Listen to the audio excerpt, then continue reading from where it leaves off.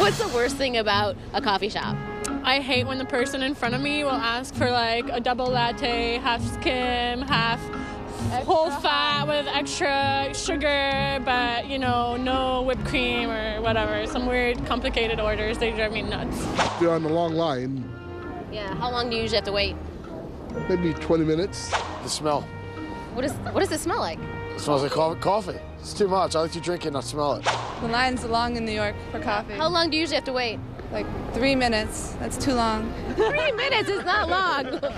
Okay, whatever happened to go in a place like Starbucks, any coffee house, and you just want to get a nice cup of coffee, you want to read your morning paper, relax a little bit, and then head out to enjoy your day. But no. Not anymore, no, because the once traditional coffee shop has turned into a massive public office for an entire generation of mobile workers. You say it's people too cheap to get an office. Too cheap to get an office. I mean, I know the economy's bad, but this has stirred up quite a controversy. Dr. Woody, a.k.a. Dr. Michael Woodward, is here, and he's going to share the do's and don'ts of sort of coffee shop office etiquette. What inspired you to think about this? Because I think we've all noticed it. Right. Well, as you guys know, I'm a workplace expert, and I spend a lot of time at Starbucks, which is now another workplace.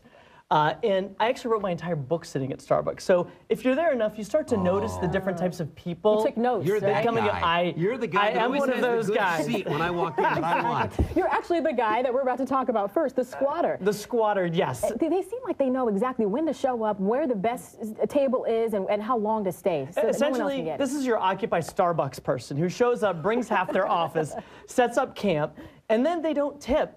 And they're there all day, so you got to pay your taxes if you're going to be there, or at least your rent, so to speak. So yes, or the your squatters, electricity, because you're using the electricity. And you're using the internet. It's now free. Yeah, that's true. All right, so that's a violation. That's the first violator is the squatter. Yes, right, and I have been a squatter. What about the line diva? This is one that you mentioned that I just love. Yes, and Audra, I'm hoping you're not a line diva. Okay, let's see.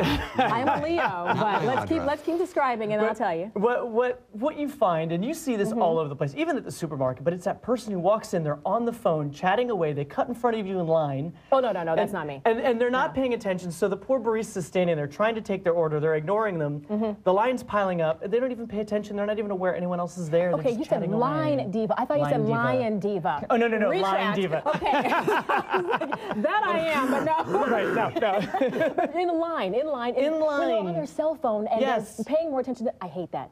I absolutely hate that. Get your banana bread and your coffee and get out. I put this person in the same category with the person that's been in line for 18 minutes, gets up there and doesn't know what they want. Oh, geez, I think I'm going to... You just had 20 minutes to pick out a latte.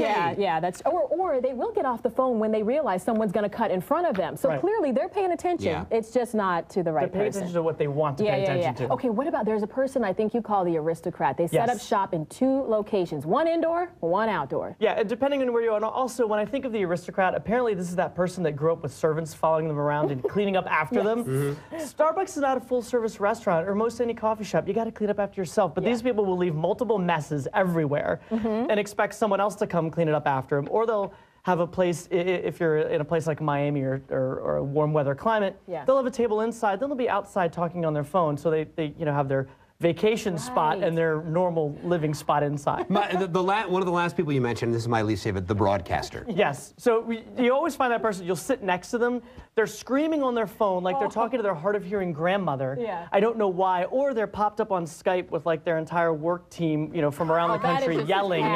And you're looking at them going, why do I have to be part of your conversation? I'm not interested, but you can't help but listen because they're yelling so loud and they think that they're by themselves in some kind of secluded office, and they're not. There are other people around. It's invasive. It's totally very invasive. You know what you do? You just turn around and just stare right in their face. Just sit there. And when they realize that someone else is paying attention to their conversation, they lower it. Here's what I do. I get some Jay-Z on my iPod, and I just turn it all the way up, and I hold it right by their phone. You know, like Jay-Z? JD playing Jay-Z? Jay-Z and some JD. We've got all the answers for all of these people here. All you have to do is just come to us, right? Absolutely. Yeah. The bottom line is this, is that because it is becoming more and more of a remote workplace, you have to be respectful of other people that are there. Right. And so it's a little bit of self-awareness can go a long way. Just pay attention to how you're impacting others. They just need to start doing it like the club. Just start flickering the lights after a certain time. It's time to go home. You got to get out. Don't ask how I know that. Thank you so much, Dr. Woody. Absolutely. We'll be right back. You ever seen that? They flick the lights. Folks, you don't have to go home, but you can't stay.